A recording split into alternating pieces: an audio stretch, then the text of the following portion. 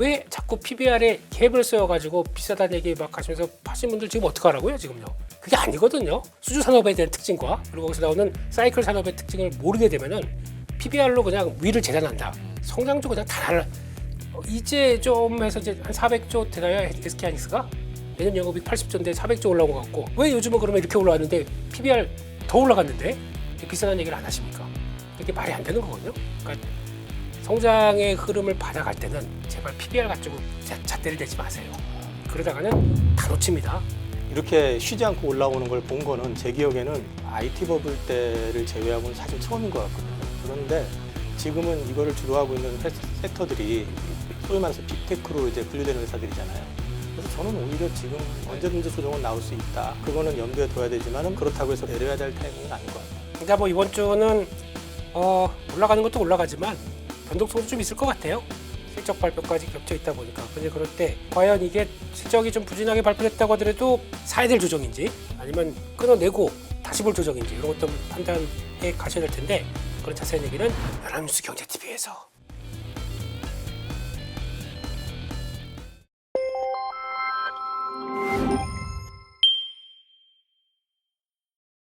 오늘 코스피가 4천을 찍었는데 저는 사실 이럴 때 은근히 그 기분이 좋은 게 아직 이 업계에서 20년도 안 있었던 저와 20년을 훌쩍 넘기신 두 분이나 4천을 보는 건 우리 모두가 똑같다라는 부분에 있어서는 약간의 동질감을 좀 느낍니다. 그래서 두 분이 오늘 시장을 또 어떻게 맞이하고 또 느끼셨는지 그 느낌적인 느낌부터 한번 여쭤보고 싶은데 이제 원년 멤버시니까 제가 오늘은 대표님께 먼저 여쭤보겠습니다. 네? 코스피 4천 좀 어떻게 감회가 새롭습니까? 아니면 그냥 그 일부 중에 그냥 오늘은 그 수많은 장 중에 그냥 하루일 뿐입니까? 어떻게 보십니까? 짧게 하겠습니다. 예. 네. 이거는 그냥 짧게 느낌만. 네. 그냥 솔직히 모르겠어요. 어떻게 느끼실지 모르겠는데 저는 개인적으로 덤덤하게 봤습니다. 네. 뭐 여기서 끝날 건가요? 그건 아니죠. 예. 그렇게 생각을 하고 있기 때문에 네. 진행되는 과정 중에 하나다라고 생각을 하고 있고 거기다가 제일 중요한 거는 지수는 4천, 네. 내계좌는 그렇죠. 그건 또 다른 얘기죠. 다른 맞아요. 얘기입니다. 그러니까 얼만큼 시장 올라가는데 잘 보조를 맞춰가느냐가 더 중요한 것 같고 지수 4천은 의미 없습니다. 5천 가도 대비 못하면 그냥 또 그런 상황들이죠. 그렇기 때문에 또 이제 여기서 많이 나올 얘기가 이제 그겁니다. 단기 과열됐다 이런 거. 네, 그렇죠. 아마 PD님이 시키시더라고요. 오늘 단기 과열에 대해서 집중적으로 얘기하라. 네, 다 지령을 받으셨을 겁니다. 네. 근데 모르겠습니다. 그것과 그런 느낌 때문에 시장이 막 이렇게 과열돼서 막 이런 느낌은 전혀 없다고 생각 들고 있기 때문에 그냥 가는 길 가고 여기서 조정 과열돼서 약간 좀 묵직하게 나온다 그러면 또 뒤에 이때만을 노렸어라고 움직일 또 순환매도 있다고 생각하고 있기 때문에 그냥 덤덤하게 보고 있습니다. 네.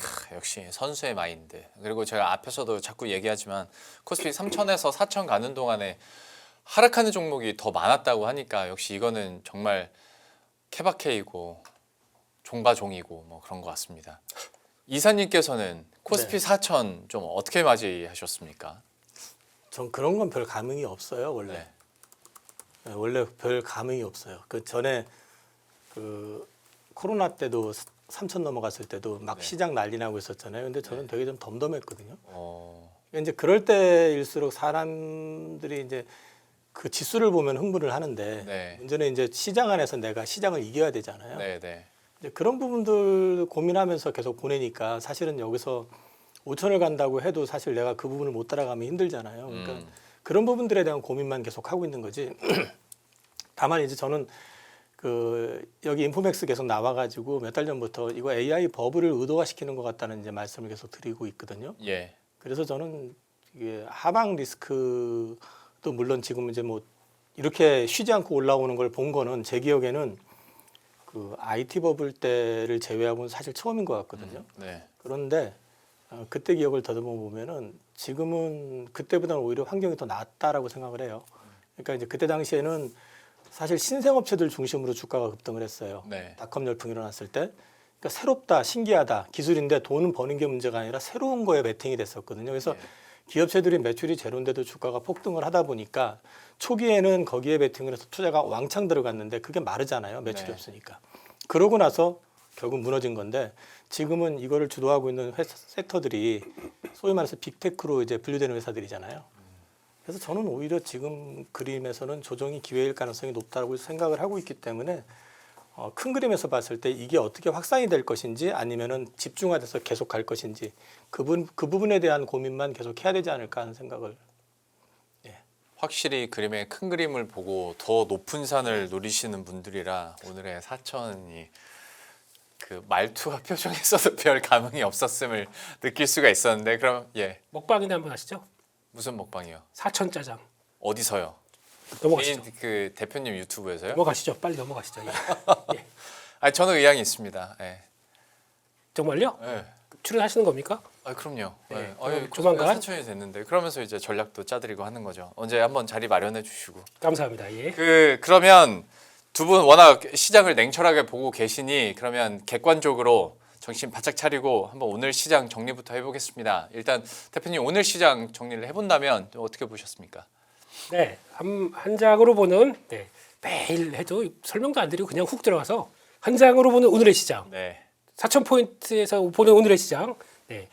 이런 멘트 좋지 않습니까? 네. 그래서 일단 미국 증시 금요일 날도 뭐 CPI 생각보다 낮게 나왔다. 쪽과 함께 또 주말 사이는 주말이 이렇게 편한 적이 별로 없었는데 이번엔 되게 편안했던 것 같아요. 네. 또 정상회담 가이드라인 쭉 나오다 보니까 기대감 반영돼서 오늘 미국 시장도 강하겠지. 단 우리만큼 미국 시장에 강한 모습들이 안 나온다 그러면 내일 또 약간 고민은 필요하겠죠. 네. 선반영 이거 있지 않습니까? 네. 그렇기 때문에 내일은 또 흔들려도 괜찮아. 예, 흔들리면 뭐가 또 주도할까 이런 것들 보면서 시장 봐야 될 것 같고요. 그리고 보통 보면은 오늘 아침에도 4,000포인트 쭉 들어갔다가 다시 쫙 내리면서 약간 밀릴까 말까 요거 줄다리기를 살짝 하더라고요. 네. 근데 뭐 큰 흐름 없었는데 하나 걱정 아니면 하나 조금 눈길이 가는 거는 외국인들 선물 매도입니다. 다시 시작됐네요. 그래서 오늘 한 9,000개 이상 매도를 하다 보니까 일단 이렇게 나오기 시작하게 되면 항상 이들이 또 그러니까 현물은 매수하는 건 좋은데 예전처럼 뭐 폭발적으로 매수를 하는 게 아니니까 해봐야 뭐 요즘 3천억, 5천억대 여기서 왔다 갔다 하더라고요. 그래서 그냥 사는데 사는 거 이렇게 쭉 보게 되면 나머진 보다는 좀 사고 싶은 것만 사고 있다 보니까 정리하는 것도 있고 사는 게 우위한 쪽에서 변하고 이제 선물이 관건인 것 같아요. 예, 이렇게 일단 속도 조절을 하려는 의도도 조금씩 보이고 있기 때문에 그거 가지고 본다라고 하게 되면 일단 뭐 그렇다고 해서 추세를 무너뜨릴 정도로 매도는 아닌 것 같고 지난번에 금요일 날이었었죠. 그 뭐 분봉 보면서 제가 네. 설명을 드린 게 있기 때문에 그거 잘 보시게 되면은 그 갭을 띄웠다가 또 약간 내려왔다가 그렇게 이어가는 과정이니까 그거 한번 잘 보시면서 가셨으면 좋겠고요. 강섭종으로 가게 되면 오늘은 또 2차전지 밀리니까 네 다음은 누굴까? 저요 바이오 이러면서 바이오 쪽으로 쭉 들어옵니다. 줄기세포까지 움직였어요. 그러다 보니까 참 그렇다라는 쪽이고 바이오는 그런 쪽으로 이어지고 비만 치료제 쪽에서 한미약품은 넘어가겠습니다. 아유 또 해제 그렇게 싫어하시는 분이신 거 알기 때문에 넘어가겠습니다. 네. 네. 그냥 넘어가고 조선 쪽도 뭐 이제 와서 삼성중공업 막 이거 얘기를 하시는 분들이 뭐 이렇게 막 시장에서 얘기 나오는데 넘어가겠습니다. 해제 그럴 때 싫어합니다. 네. 그렇게 보고 반도체 여전히 강하고요. 증권주가 키 맞추기로 들어오는데 아직 정고점을 강하게 돌파는 못했더라고요. 네, 그런 모습들이고 엔터는 좀 빚이 있어요. 빚이 제가 왜요? 한 2주 전에 네. 그 열매위원하고 조준혁 앵커하고 계실 때 네. 엔터 어떻게 됩니까? 그래서 사세요 그랬거든요. 네. 하이프를 그때 마음의 빚이 좀 있었어요. 네. 아, 오늘 좀 푸셨습니까? 오늘 이제 빚이 없습니다. 저는 프리하게 가겠습니다. 네. 그리고 남북경협 쪽은 강한데 이거는 패스하겠습니다. 네. 어떻게 될지 모르다 보니까 만나면 좋은 친구. 예. 그래서 만나긴 할 것 같긴 하지만 그게 주가에 왜 웃어요? 오늘 애드립이 잘 안 풀리시죠? 왜 이렇게 요즘 4,000포인트 왜 이렇게 좀 마음이 얼어 있으세요? 푸세요 좀. 예. 그렇습니다. 그래서 그런 쪽인 것 같고 인터넷까지 강했는데 히토리 자원개발 이쪽은 뭐 당연히 그렇겠죠. 둘이 합의했다라는 쪽으로 나오다 보니까 근데 1년짜리예요. 그렇기 때문에 그렇게 봐야 될 것 같고 금융주 쪽에서는 보험주가 약했다. 2차전지는 좀 쉰다 그렇게 보여집니다. 알겠습니다. 오늘의 시장 대표님께서 쫙 정리를 해주셨고 이사님께서는 오늘 시장 좀 어떻게 보셨습니까? 뭐 다 말씀해 주셨으니까 근데 저는 기왕에 남의 나라 방문해가지고 정상회담까지 하는 판국에 네. 한국에 선물 아닌 선물을 줄 수도 있는데 지금 염치도 없다라는 생각이 살짝 미스터 트한테 좀 그런 생각을 좀 해봤고 예. 이게 극적으로 되기를 바라는 마음은 사실은 이제 지금 우리 시장에서 봤을 때 가장 큰 리스크는 만약에 이게 꼬여가지고 미국하고 갈등이 증폭이 된다면 그거가 될 수도 있는데 저는 그 가능성은 높다고 여전히 생각은 안 해요. 네. 우리가 지금 미국이 우리 없으면 불가능한 그러니까 패권을 유지하기 위해서 반드시 해야 되는 것들 두 가지를 못 가지고 있기 때문에 그거는 쉽지 않을 이제 미국 마음대로 가지는 않을 거라고 생각을 하지만 기왕에 해줄 거면은 좀 축제장을 좀 만들어줬으면 하는 그런 아쉬움은 좀 있었던 것 같고 시장은 뭐 계속 올라가니까 뭐 조정, 과열 이런 얘기해도 별로 안 먹히기는 하는데 언제든지 조정은 나올 수 있다. 뭐 그거는 염두에 둬야 되지만은 그거 그렇다고 해서 그것 때문에 내려야 될 타이밍은 아닌 것 같다. 뭐 그 정도 말씀드릴 수 있을 것 같아요. 알겠습니다. 그러면 종목별로 한번 구체적인 전략들과 투자 의견 한번 들어보도록 할 텐데 물론 여전히 주인공은 반도체이지만 그래도 지금 투톱으로 계속 부상을 했던 2차 전지 잠깐 얘기를 하고 다른 종목군들 그리고 반도체 얘기해 보겠습니다. 과연 2차 전지에 대해서는 우리가 좀 냉정하게 어떻게 봐야 될 것인가? ESS에 대해서는 그리고 2차 전지에 대한 어떤 모멘텀에 대해서는 이 시간 통해서도 참 이야기는 많이 해드렸었는데 현 시점에서 2차 전지에 대한 투자 의견이 어떻게 나올까 그리고 전망은 어떻게 하시는지 이거 대표님께서 한번 정리를 해주시겠어요? 네, 주말 사이에 하고 이렇게 쭉 보다 보니까 글로벌 회사에서 2차 전지 리포트가 몇 개 나왔습니다. 지금 UBS에서도 나왔고 또 맥쿼리에서도 나왔고 또 하나가 더 있었는데 그거는 이제 중국 쪽 얘기더라고요. 네. 근데 그 중에서 그래도 뭐 UBS나 맥쿼리나 톤은 비슷합니다. 근데 그나마 잘 짚고 있다는 게 이 맥쿼리 보고서인 것 같아서 한번 가지고 와봤는데요. 일단 뭐 투자 의견은 LG에솔화학, LNF까지 그나마 제일 좋게 보고 있고 중립이고 나머지는 언더퍼폼 이런 쪽으로 나가는데 그거는 뭐 일단 뭐 그렇게 보시고 중요한 거는 수혜축이 이동했다. 이 얘기가 일단 중요한 포인트라고 생각합니다. 네. 즉 전기차는 둔화되고 있고 ESS가 고성장하고 있다. 보니까 30년까지 글로벌 ESS 수요가 연평균 27%. 이거 잘 보셔야 돼요. 이 숫자. 예, 그렇게 나오는데 총 그러면 리튬 배터리 수요는 17%. 그러면 27%가 막 성장하는 가운데 17%밖에 안 된다 그러면 중간에 까먹는 데가 있어요. 그게 어딜까요? 약간 지금 EV 전기차 쪽은 그만큼 못 따라간다고 보고 있고 거기다가 그래도 AMPC는 지금 ESS 배터리 쪽에서는 31년 12월 30일까지 적용됩니다. 요거 잘하게 되면 그나마 성과를 볼 수 있다는 쪽이 되겠죠. 그다가 또 이제 지금부터는 FEOC 요거 쪽에서 중국 쪽에서 얼만큼 지금 현재에서 비중 요소가 얼만큼 또 줄어드느냐, 그러니까 얼만큼 탈중국을 하느냐가 관건이겠죠. 네. 그게 된 업체들 중심으로 봐야 된다라는 쪽이죠. 그러다 보니까 아까 보셨던 LG에너지 솔루션, 그러면 그게 전구체 만드는 LG와 거기 공급하는 그 LNF, 요게 가장 핵심이다라고 얘기를 하는 부분이겠죠. 그래서 일단 생산 공급망 보게 되면은 지금 양산 2분기부터 양산 개시됐습니다. 그러다 보니까 3분기부터 실적이 들어왔다. 그래서 올해 17기가와트인데 내년 가게 되면 30기가와트. 요거 잘 보셔야 됩니다. 이런 쪽으로 나가고 그러면은 지금부터 ESS는 실적이 안 되겠느냐? 바닥은 찍었다고 봐야겠죠. 찍고 그 다음에 증설한 것까지 쭉 나오고 있는데 아까 27% 정도씩 연평균 성장하게 되면은 이쪽은 아마 제가 보기에는 아유 살았다 이런 느낌인 것 같아요. 배터리 업계 쪽에서는 그런 쪽이고 거기다가 SKO는 일단 내년 가야 전환됩니다. 그러다 보니까 조금 늦죠. 그래서 삼성 SDI는 이제 2020년도 말에 LFP 전환 준비.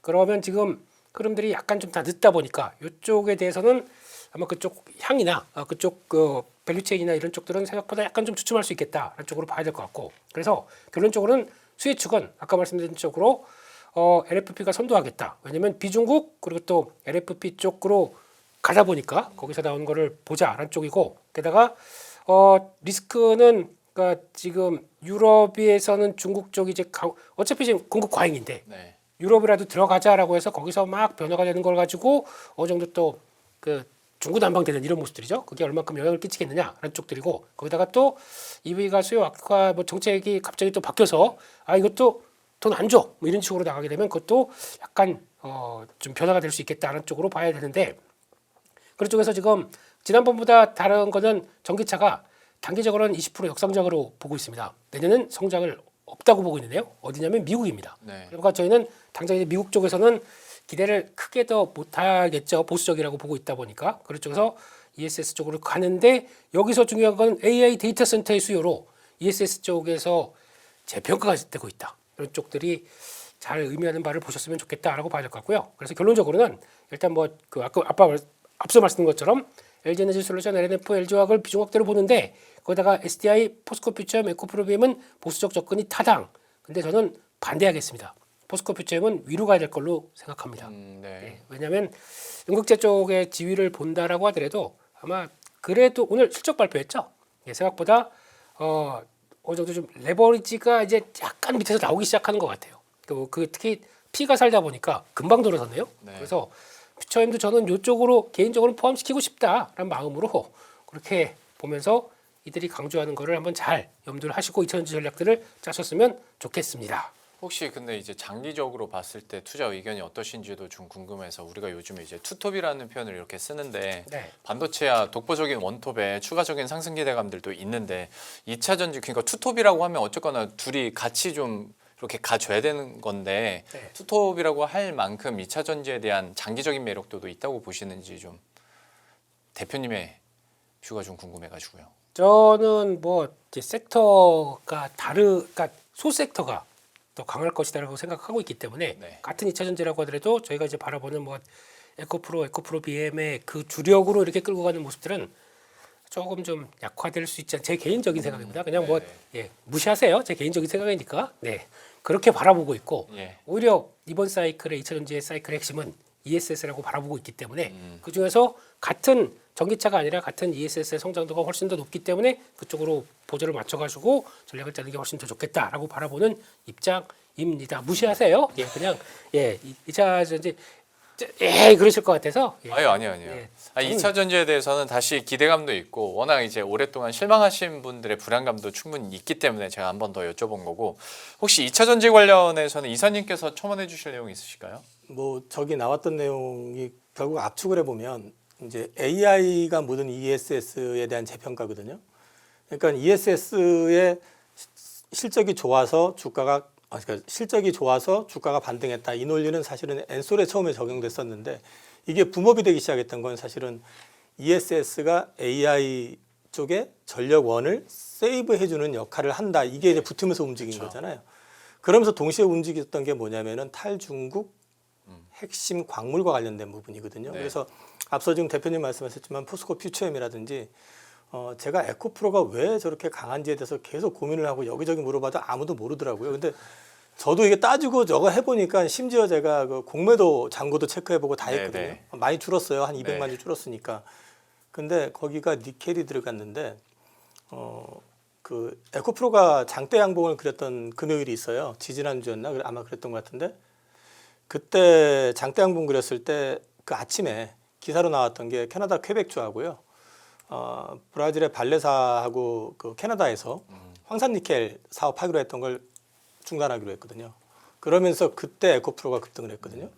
그렇게 놓고 보면은 결국은 탈중국 모멘텀까지 같이 붙어 있는 그런 쪽 섹터들은 2차 전지 쪽에선 강할 것 같다. 근데 저한테 만약에 투톱이냐, 반도체 그리고 2차 전지냐라고 하면 전 그건 아닐 것 같아요.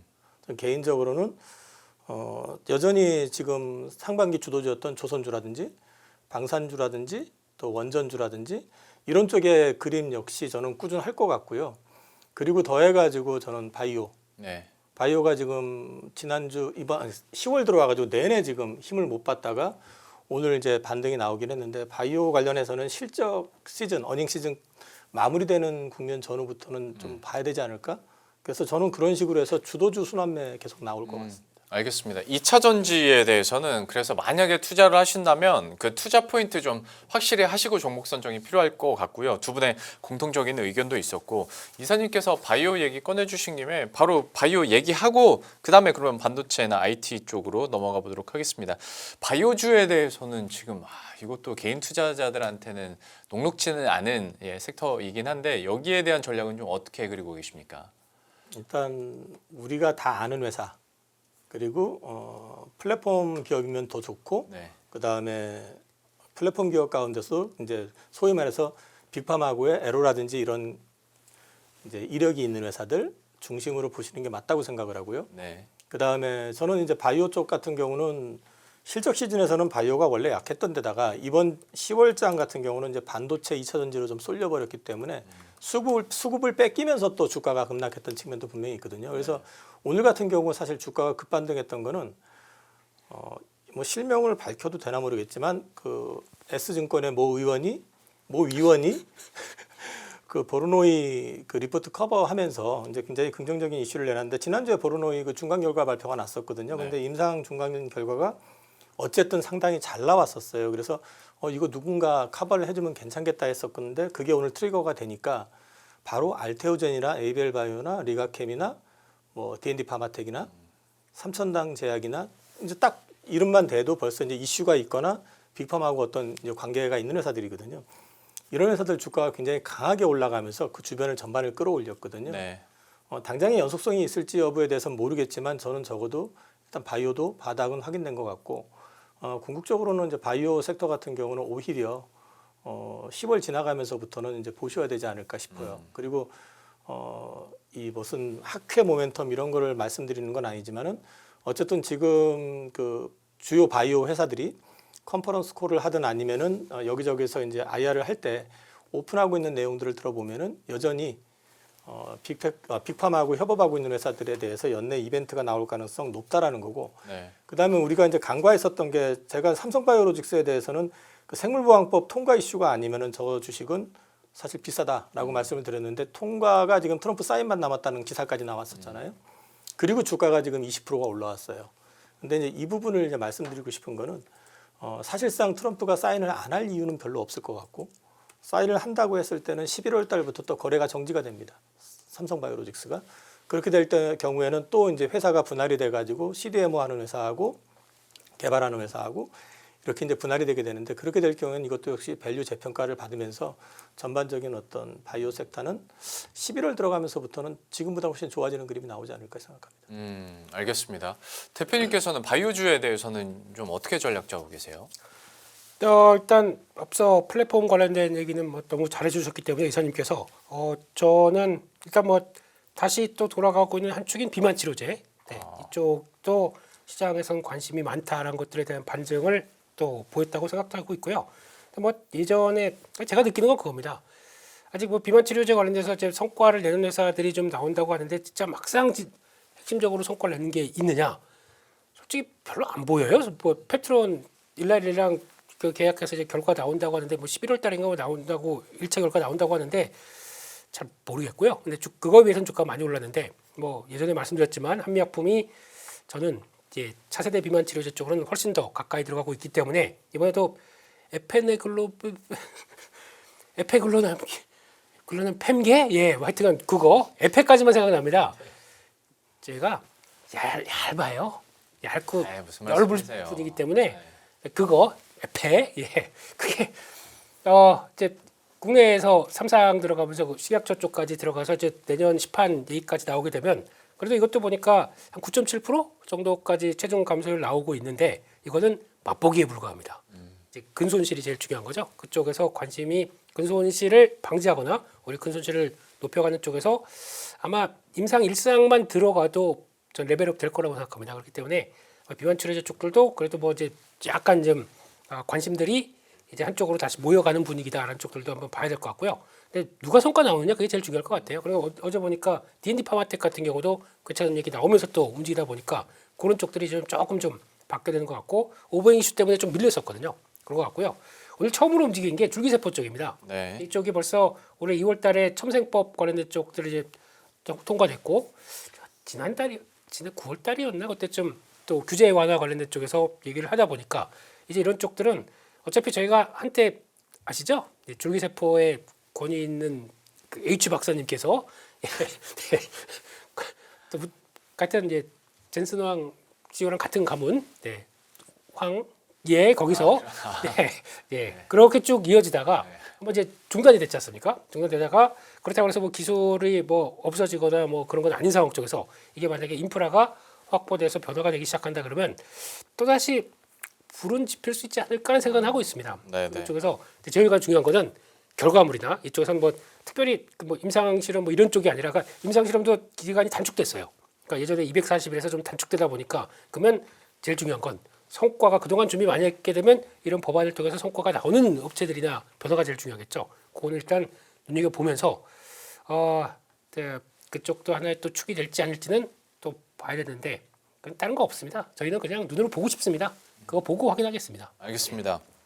바이오와 관련해서는 두 분의 의견을 들었고 뭐 플랫폼 업체뿐만이 아니라 그리고 과거 성공 이력이 있는 그런 뭐 바이오 기업뿐만이 아니라 비만 치료제나 마지막에 뭐 줄기세포는 조금 더 공부와 그리고 기다림이 필요하겠습니다만은 줄기세포 관련주들까지도 잠깐 첨언을 해주셨으니까요. 여러분들도 한번 관심 있게 보시면 좋을 것 같고 이제 반도체 쪽으로 한번 넘어가 볼 텐데 이사님께 좀 여쭤보고 싶은 게 일단은 뭐 가장 궁금한 건 삼성전자와 SK하이닉스의 추가적인 상승 언제까지 뭐 계속 이어질 수 있을까? 그런데 한편으로 또 앞에서 표현을 해주시기로 AI 버블을 좀 만들어가는 것 같다라고 해주셨으니 또 전략을 어떻게 대응해야 될 것인가에 대한 궁금증이 첫 번째고요.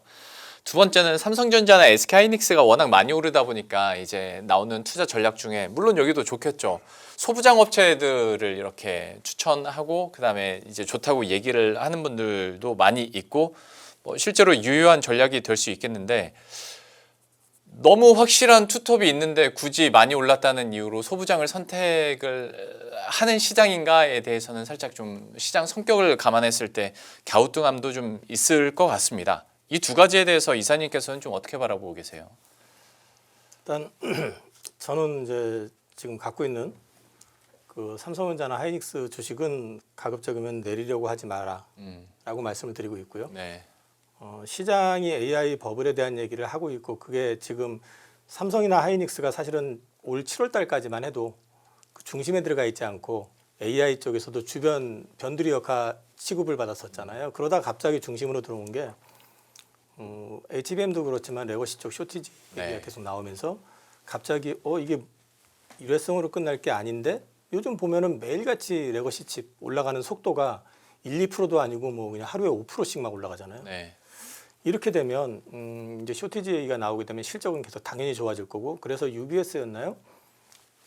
내년도 뭐 실적 전망을 심지어 하이닉스 80조 영업이익 얘기하고 있고 그 다음에 삼성은 또 뭐 90조 얘기도 하고 뭐 그러는데 그게 될지 안 될지는 모르겠지만 지금 분위기는 근데 세물트만 왔다가 가지고 가면서 뭐 웨이퍼 90만 장어치 자기네가 주문할 거다 이런 얘기 했는데 실제 움직임을 보면 삼성 하이닉스 쪽 움직임이 거기에 흥분해 가지고 막 투자하려고 하진 않아요. 네. 이미 당해봤거든요. 그렇기 때문에 그쪽에서 또 이렇게 적극적으로 투자하지도 않을 거고 또 한 가지 레거시티 쪽에 투자를 하는데 딜레마는 중국이거든요. 예. 그러니까 완전 디커플링해서 중국산 안 사. 뭐 이런 상황까지 오면 모르겠지만 와도 딜레마일 거예요. 왜냐하면 중국 현지에서 또 우리 디램 뭐 낸드 쓰는 게 있을 테니까 그 투자에 이렇게 적극적이지는 않을 것 같아요. 저는요. 그래서 이번 사이클로 그냥 본다고 그러면 사실 어떻게 생각해 보면 오히려 두 종목을 가져가는 게 더 나을 수도 있다. 저는 개인적으로 그렇게 생각하고 있고 최근 계속해가지고 이 소부장 쪽을 계속 제 나름대로 소팅해가지고 고민을 해보는데 그 소부장 쪽 같은 경우도 평균적으로는 100%씩은 다 올랐어요. 네. 근데 지금 밸류에이션에서 추가 업사이드를 그려보라고 그러면 저는 그냥 삼성이나 하이닉스가 여전히 더 편해 보이고 소부장 쪽에서도 저 투자하는 게 있는데 그 주식은 이제 고점 대비 한 10,000원 정도 빠졌는데 네. 그 종목이나 다시 좀 볼까 하는 정도지 막 이게 늘려가지고 이걸 막 편입해야겠다 할 정도로 이렇게 확 땡겨지는 종목은 잘 안 보이더라고요. 그래서 저는 그냥 이쪽 주식은 계속해서 가는 거고 쉽게 내리려고 하지 마라 일단은. 그리고 소부장 쪽보다는 오히려 저는 두 회사가 더 편한 것 같다. 개인적으로는 그렇게 말씀드리고 있습니다. 대표님께서는 이 사안에 대해서는 좀 어떻게 보시는지. 네, 일단 오늘 아까 장 끝나고 HBM4 관련돼서 좀 논란의 얘기가 좀 나오기 시작했었습니다. 삼성전자 콜테스트. 네, 뭐 탈락했다, 뭐 이런. 근데 그거 기사 다시 내려갔더라고요. 내려가야죠. 네. 말도 안 되는 기사를 써놓고 그걸 기사라고 올려놓은 그 예, 워워워 예, 흥분하지 말고 예, 울 때를 빡 예, 죄송합니다. 증권사 그 연구원이 확인까지 해줬더라고요. 네, 예, 예. 아니라고. 말이 안 되는 얘기고요. 그걸 아직 진행 중인 초기 단계에서 원래 쿨 테스트는 진행하다가 계속 시도하는데 그 시간이 좀 있어야 돼요. 근데 하다가 중간에서 안 됐다라고 보면 그게 나와야 되는데 네네. 지금 이제 쿨 테스트 들어간 지 솔직히 얼마 안 됐어요.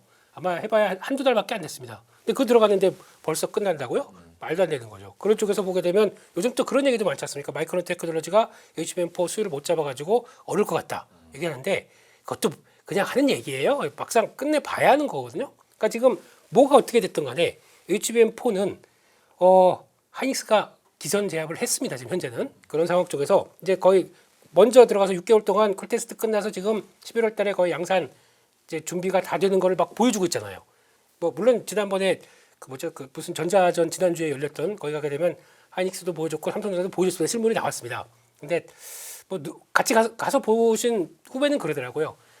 빛이 나고 뭔가 휘황찬란한 것에 자신감을 뿜뿜하는 거는 하이닉스라고 하더라고요. 그래요? 예. 근데 뭐 그건 그 친구 얘기니까 잘 모르겠습니다. 근데 삼성전자는 왠지 그래요? 네. 이렇게 뭘 물어보려고 또 했더니 잠시만요. 그리고 또 잠깐 얘기를 못했대요. 오. 파이닉스는 어디서 오셨냐 이게 또 그래서 명함 주고 했더니 앉으시라고. 자신감의 발로인가요? 그러면? 저도 저희 명함 갖고 가게 되면 가시라고. 아. 잡상인 가시라고 그러겠죠. 제 명함. 그런 표정으로 보지 마세요. 예.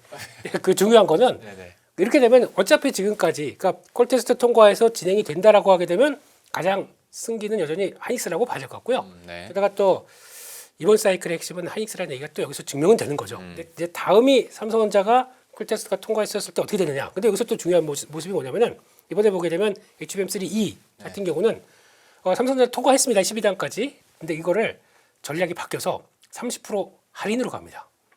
이게 중요한 거죠. 그러니까 고객을 잡기 위해서 일단 좀 싸게 진입을 해서 거기서 레퍼런스를 얻어서 자 이제 조금만 기다리세요. 우리 HBM4 나오게 되면 우리 계약하는 겁니다. 오케이, right 이러면서 지금 들어가는 단계죠. 예. 그게 성공이 되느냐 마느냐에 따라서 다른 건데 지금 그거 밸류를 안고 삼성전자가 움직인다 그건 아닙니다. 그러니까 그거는 하게 됐을 때 그 다음을 봐야 되겠죠. 그냥 다 그냥 잊고 이제 관련된 뉴스 뭐 나오는 거 다 잊어버리시고 되게 되면 삼성전자가 얘기할 거예요. 그러니까 그때까지는 기다려 보시는데 지금 움직이는 게 아까 이사님 말씀하셨듯이 뭐 HBM 모멘텀으로 움직이는 게 아니거든요. 지금요. 그냥 지금은 뭐 파운드리 모멘텀도 아직까지는 안 붙어 있습니다. 지금 그냥 사이클상 메모리 반도체만 쭉 간다고 하더라도 그게 지금 진행되는 거다라고 보시면 될 것 같고 또는 아직까지도 좀 답답한 게 예전에 그런 얘기 있었죠.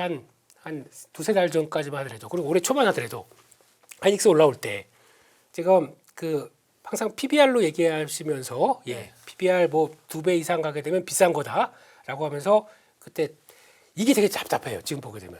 또 요즘 보게 되면 한때 한 여름 넘어서 한 7월 달, 8월 달 되다 보니까 조선주 비싸다는 얘기 또 하신 분들이 좀 있었죠. 하시는 분들이 있었죠. 그때 가져가 나오면서 가장 많이 얘기했던 게 PBR이에요. 네.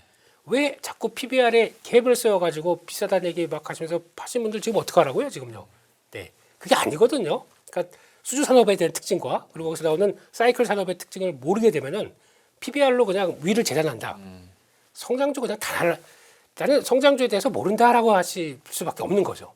그런 쪽에서 그러면 지금 이제 좀 해서 이제 한 400조 되나요? SK 하이닉스가 내년 영업이익 80조인데 400조 올라온 것 같고 왜 요즘은 그러면 이렇게 올라왔는데 PBR 더 올라갔는데 왜 비싸다는 얘기를 안 하십니까? 이게 말이 안 되는 거거든요. 그러니까 성장의 흐름을 받아갈 때는 제발 PBR 가지고 잣대를 대지 마세요. 그러다가는 다 놓칩니다. 큰 거 놓칩니다. 이런 템베거 못 드셔보신 분들이 그렇게 네. 누가 우리 또 대표님을 그렇게 열받게 자꾸 PBR로 재단해가지고 캡을 씌웠답니까? 들어와. 예.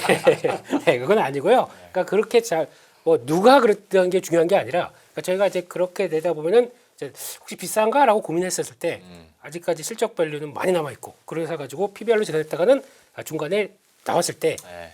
손가락 빨 수밖에 없는 이런 현실 이게 제일 좀 그렇지 않나 싶습니다.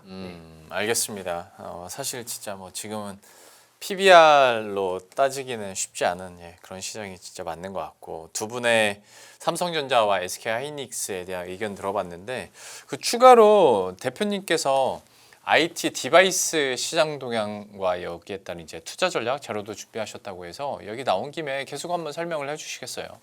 네, 요것도 이제 변화 요인 중에 하나죠. 저희가 이제 AI만 열심히 보고 있다 보니까 아까 이사님 말씀하셨듯이 HBM 중심으로 투자를 막 하다 보니까 다른 데 투자를 안 했어요. 예. 그러다 보니까 메모리 반도체가 쇼티지가 나오면서 지금 나오는 변화다.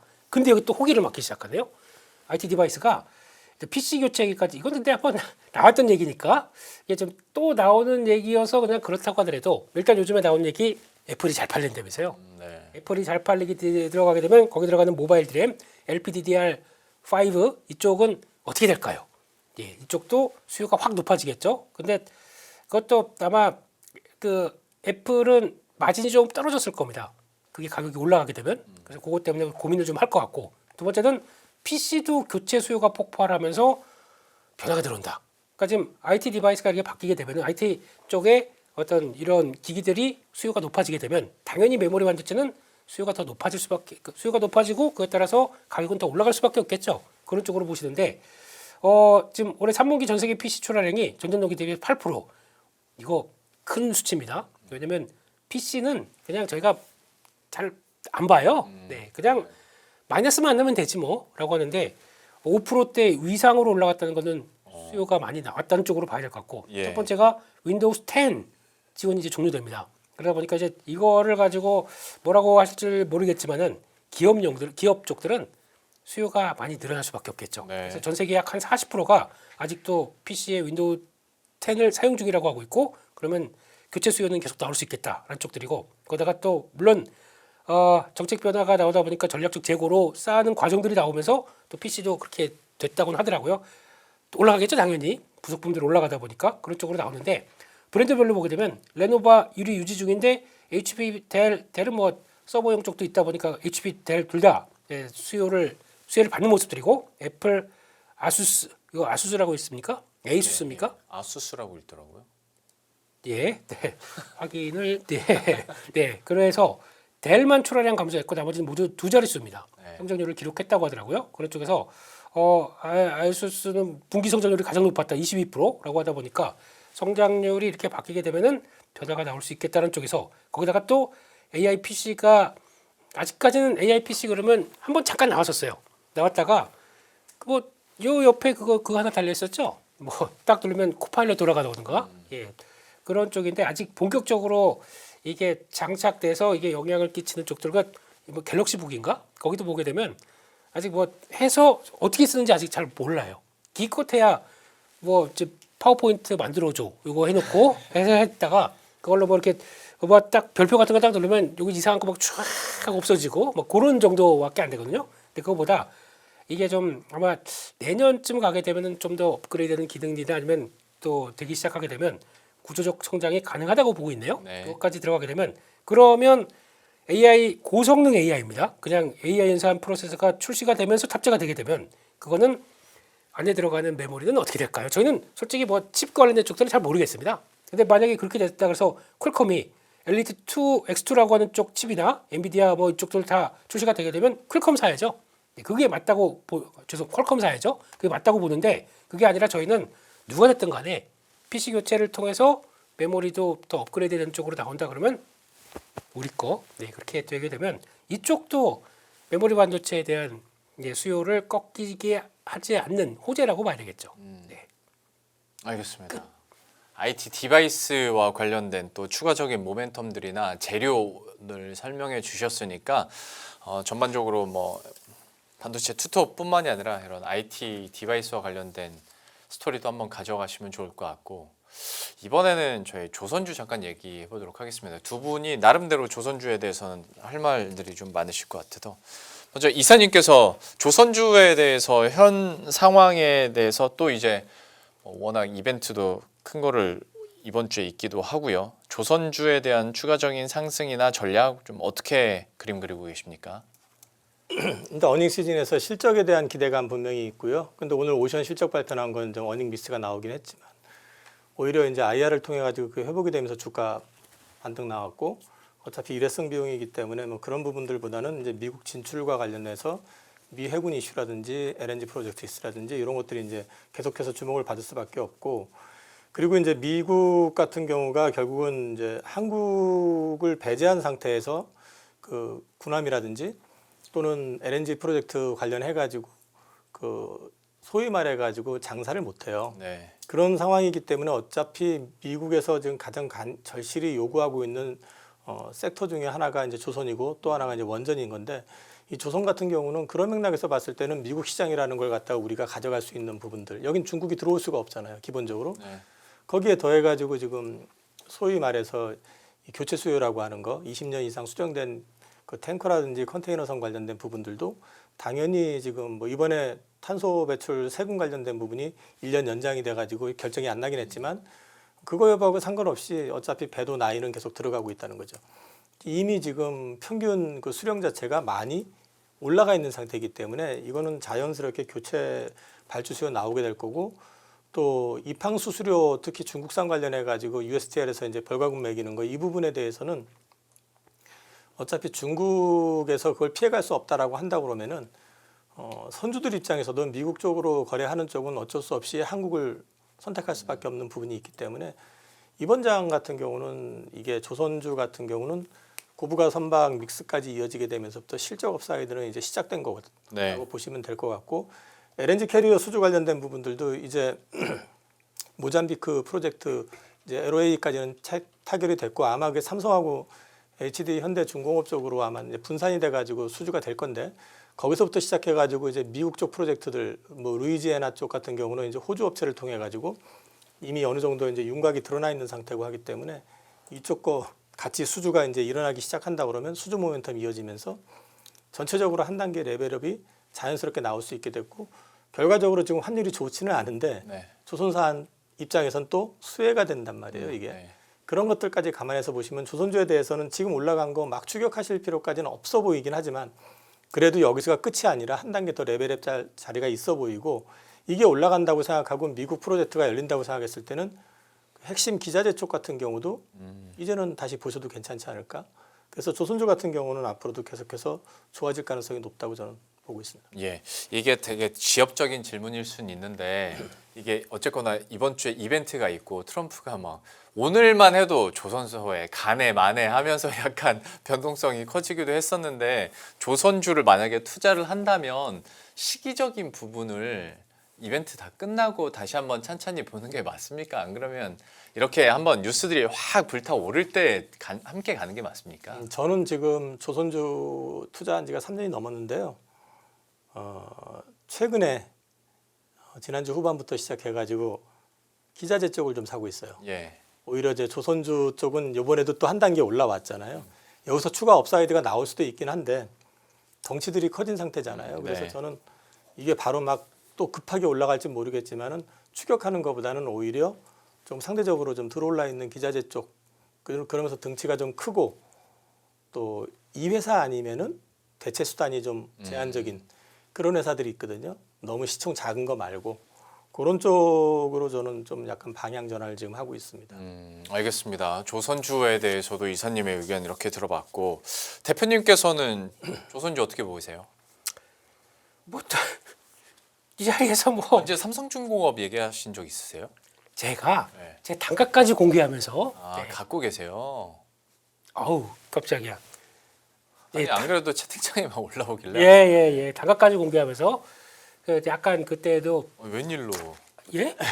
아저 단가까지 공개하고 종목명까지 얘기하시고 그 정도로 예, 그 앞자리가 이제 바뀔 거다 예, 하면서 계속 얘기를 해오던 중간에 네 이제 와서 그런 거는 뭐 됐고 예. 이제 시간으로 그러니까 넥스트레이드 보니까 앞에가 3자로 바뀌었더라고요. 네, 맞아요.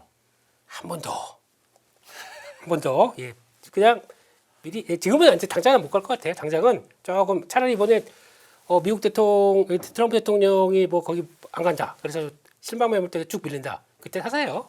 그때 사시고 그렇게 가는 게 맞겠다고 생각하고 그게 중요한 게 아니라 좀 더 중요한 걸 보셔야죠. 주가는 뭐 이사님 이게 이사님도 그렇고 저도 그렇고 어쨌거나 특정 금융사에 속해 있는 사람이다 보니까 네.